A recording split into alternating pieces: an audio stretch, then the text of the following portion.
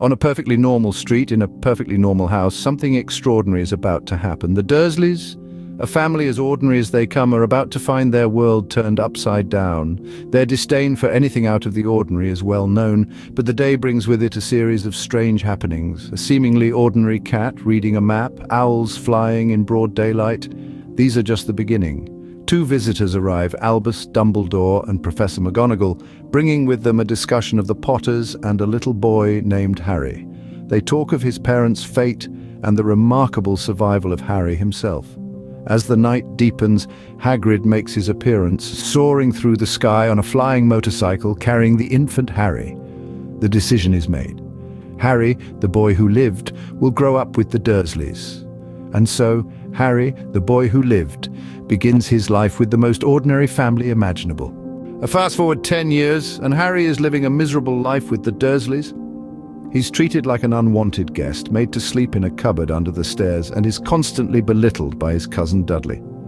Despite this, Harry remains resilient, clinging to hope amidst the adversity. On Dudley's birthday, they visit the zoo. The day seems ordinary until a strange incident occurs in the reptile house. A glass wall vanishes, freeing a large python. Oddly enough, Harry had been speaking to the snake moments before. He's as bewildered as he is thrilled, but the Dursleys are far from pleased. Their fury is palpable and Harry's confusion deepens. He starts questioning the peculiarities of his life, the vanishing glass, his strange dreams, the inexplicable occurrences around him. He senses he's different, but he can't pinpoint why. Something strange is definitely going on, but Harry is yet to understand what it is. In the lead up to Harry's 11th birthday, things start to get even stranger. The Dursleys' usual disdain turns into pure panic as letters begin to pour in from an unknown sender. These are not just any letters, mind you. They're addressed to Harry, right down to his cupboard under the stairs. The Dursleys, in a desperate bid to keep these letters from Harry, go to extraordinary lengths. They nail up the letterbox, they move Harry into Dudley's second bedroom, and they even pack up and flee the house. But the letters, relentless as they are, find Harry every time. In their final frantic move, the Dursleys whisk Harry away to a desolate shack on a rock in the sea.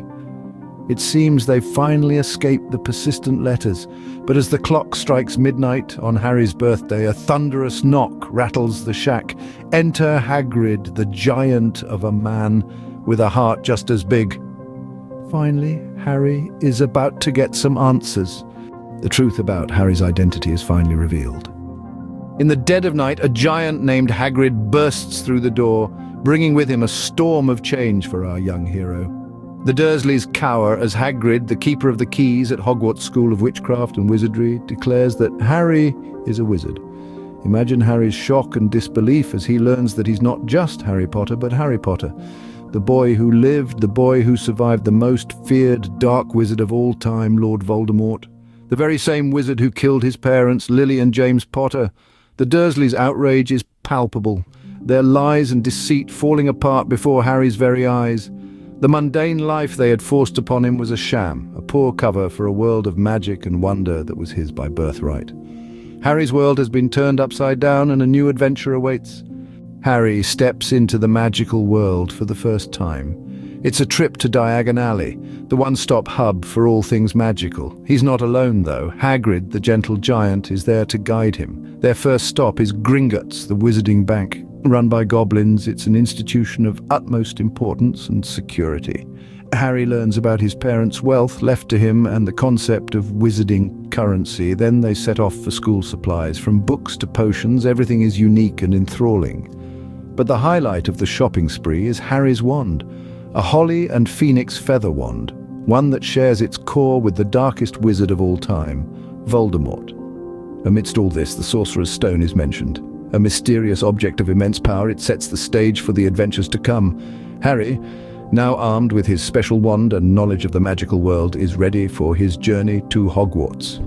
Harry embarks on his journey to Hogwarts.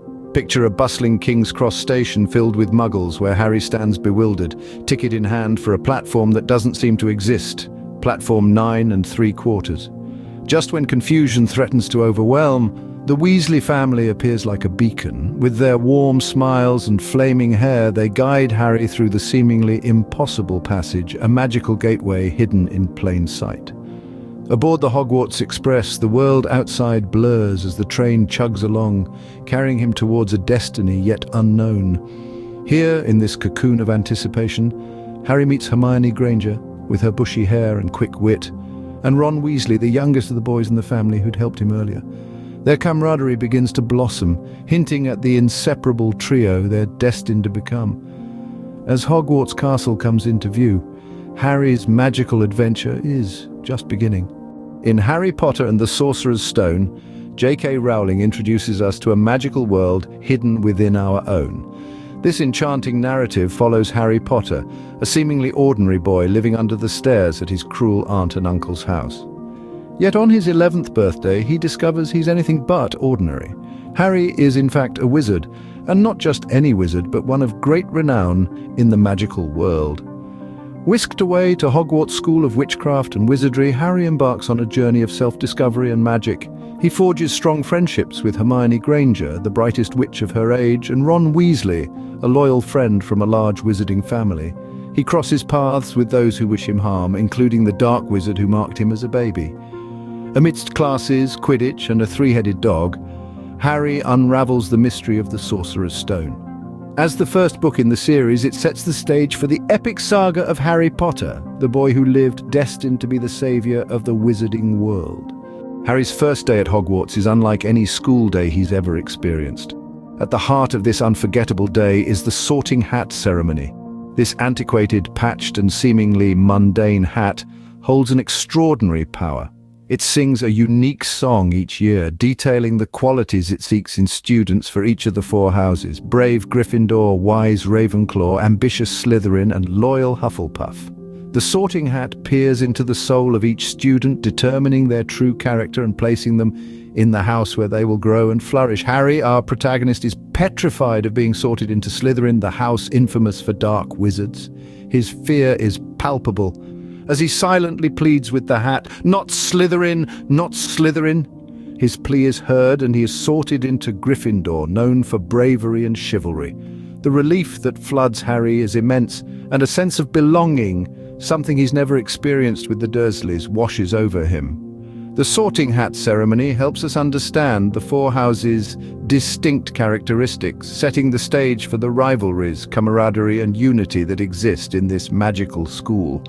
With the sorting ceremony over, a new chapter begins in Harry's life as a Gryffindor, marking the start of his journey in the magical world. Harry's classes at Hogwarts commence, introducing him to a variety of subjects, but none as memorable or rather daunting as potions, taught by the enigmatic and intimidating Professor Severus Snape. Snape, with his sardonic wit and apparent dislike for Harry, makes the class a challenging ordeal. His favoritism towards students from Slytherin, his own house, is glaringly evident, adding to Harry's discomfort. Despite being a novice in this magical world, Harry tries to keep up, but his struggle is palpable. In contrast, we see Hermione Granger, a muggle-born but a wizarding whiz kid, excel in potions, her brilliance shining through her bubbling cauldrons and perfect potions. As the narrative unfolds, a new mystery emerges. Snape's peculiar interest in the Sorcerer's Stone, a powerful artifact from the magical world. Harry, with his innate curiosity and bravery, is drawn towards this enigma, despite the challenges posed by Snape and his potions class. Regardless of the hurdles, Harry's determination to succeed at Hogwarts remains unshaken, fueling his journey in this magical world. Harry's first few weeks at Hogwarts were not without their share of challenges and rivalries. One such rivalry that stands out is with Draco Malfoy, a student from the Slytherin house. Known for his arrogance and disdain for anyone not of pure wizarding blood, Draco's animosity towards Harry intensifies, culminating in a challenge for a midnight duel. Harry, despite his lack of experience, accepts the challenge, his bravery or perhaps stubbornness getting the better of him. In the dead of night, Harry and his friends sneak out, their hearts pounding with anticipation and fear. The castle, which always seemed alive during the day, now feels eerily quiet, the silence punctuated only by their hushed whispers and the distant hooting of owls. However, their midnight adventure takes an unexpected turn when they stumble upon a massive three-headed dog menacingly guarding a trapdoor. The sight of this monstrous creature sends a chill down their spines, but it also sparks a realization in Harry. Could this be what Snape is after? Could the Sorcerer's Stone be hidden beneath that trapdoor? The mystery deepens as Harry's first year at Hogwarts unfolds, each day bringing him closer to the truth, and each night filled with the echoes of his midnight duel. Following the chilling discovery of the three-headed dog, Harry, Ron and Hermione find themselves drawn deeper into the mystery surrounding the Sorcerer's Stone. Fueled by the need to protect the stone and the school they've come to love, they decide to venture through the trapdoor.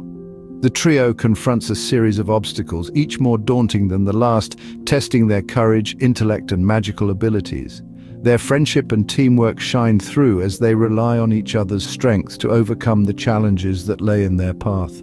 However, the biggest shock awaits Harry at the end of this treacherous journey. It's not Snape, but Professor Quirrell, who has been Voldemort's ally all along, seeking the Sorcerer's Stone to restore the Dark Lord to power. In the ensuing confrontation, Harry's mettle is tested like never before, but his bravery and the power of love that protects him prove to be his strongest weapons. After a fierce battle, Harry emerges victorious, ensuring the Sorcerer's Stone is safe from Voldemort's grasp. As Harry's first year at Hogwarts draws to a close, he's not just a boy who lived, but a hero who has faced the dark forces and survived. Yet the echoes of his midnight duel and the adventure through the trapdoor hint at the many challenges that are yet to come. As the school year at Hogwarts draws to a close, Harry, Ron and Hermione find themselves hailed as heroes in the wake of their daring adventure. Their bravery is rewarded during the final feast, a grand spectacle where the Great Hall is adorned with the colors of the winning house. In a surprising turn of events, Professor Dumbledore awards them last-minute points for their courage and quick thinking, ensuring Gryffindor's victory in the House Cup. The trio basks in their triumph, their bond strengthened by the trials they've faced together, but amidst the joy and celebration, there's a bittersweet undertone as Harry prepares to leave the magical world he's come to love, to return to the Dursleys for the summer. As he boards the Hogwarts Express, he can't help but look back at the towering castle that has become his home, yet there's a sense of anticipation in his heart, a longing for the next school year and the adventures it promises to bring. As Harry waves goodbye to Hogwarts, he knows he's found a place where he truly belongs. The boy who lived is now the boy who thrived. The boy who faced the darkest of forces and stood tall. As the train chugs away, carrying him back to the world of muggles, Harry is not the same boy who'd lived under the stairs. He's Harry Potter, the wizard, the Gryffindor, the hero. And this is just the beginning of his journey.